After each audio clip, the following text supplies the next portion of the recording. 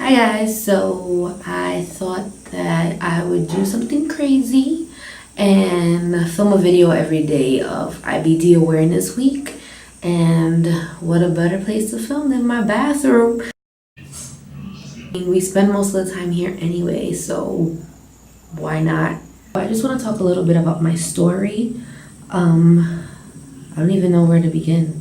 I was 12 when I was diagnosed, actually on Halloween, and it was the October after September 11th, and I was a baby, and all of that had happened, and the Twin Towers fell, and that was like my real first, I don't know, I guess, realization of death. I guess you could say I was lucky. I had a pretty normal childhood up to then. I mean, there was hints that I was sick, but I always chalked it up to nerves. And I guess that year, all of that stuff really brought it all out.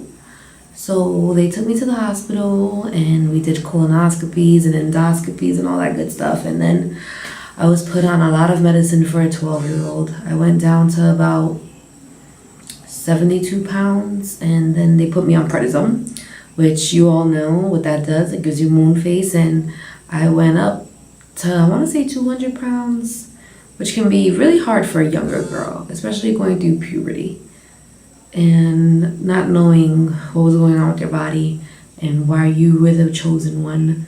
No one else in my family's sick when it comes to intestinal problems. I mean, we have a lot of heart disease and stuff, but none of them have any IBD or intestinal problems, so I guess I hit the jackpot there.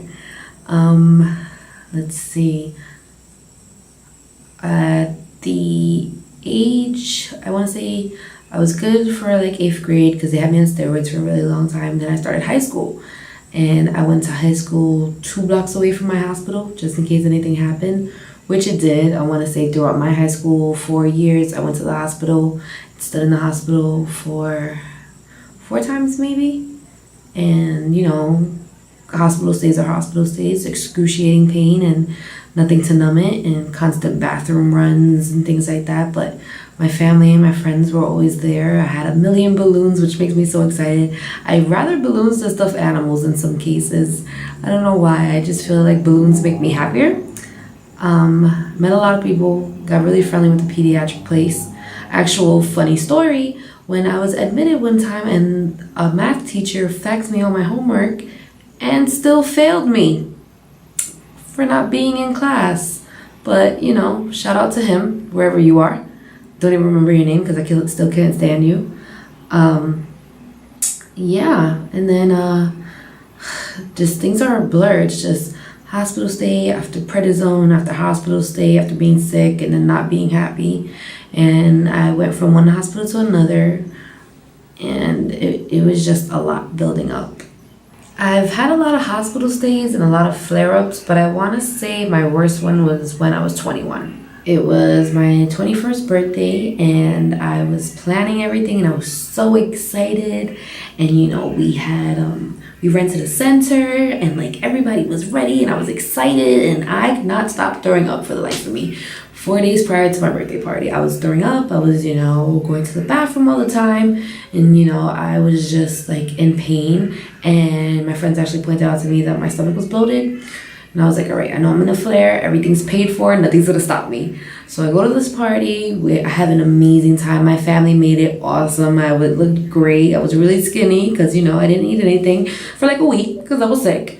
And everybody was drinking for me. We took pictures. But like all through the night, I was like, wow, I'm going to end up in the hospital. I'm going to end up in the hospital, so let me enjoy this. So that's what I did. You know, I had 2 DJs. I had Tiny Tim. I had All Star. Like, it was great. And then in the morning I woke up and I looked at everybody who slept over with me, and I was like, I'm going to the emergency room, guys.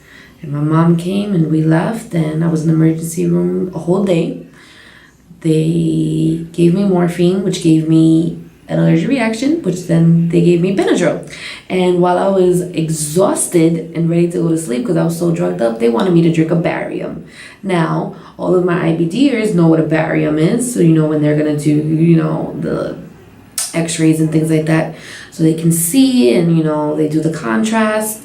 If you don't know what it is, it's a grossest thing you probably ever drink in your life, and it's like a white chalky film, and they make you drink about a gallon of it, and then they do, you know, the x-rays and stuff. Put it like this, I don't even remember the x-rays. That's how bad it was. They finally admitted me. I was in. They told me that I was 2 to 3 days from my intestines completely exploding in my body, and they have no idea how I danced salsa all night long on my birthday. I totally went with all of it. They started giving me steroids. They fed me through a PICC line.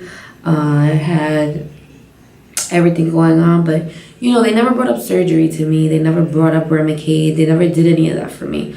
So I want to say at the age of 22, I made a decision, and I left the hospital I had been with since I was diagnosed, and probably one of the best decisions I've ever made, because I feel great now that I'm on Remicade and I'm not on steroids, and the moon face is finally going away, and you know, I might have an episode here and there, but it's never been as severe as it was with the other hospital. And you know, I mean, this is just like my sixth story. This isn't like my whole life. You know, I went to college, I dormed, I did beauty school.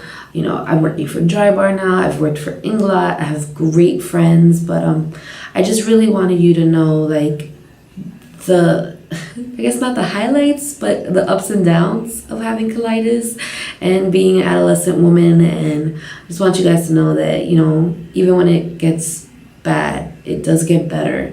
And it might get bad again, who knows, but we're strong. Like, we battle things daily. We know what we can and cannot do. And I feel like IBD Awareness Week is just one step closer to us either finding a cure or getting more support. And I just love you guys for watching and supporting me, and hope you enjoyed this bathroom break.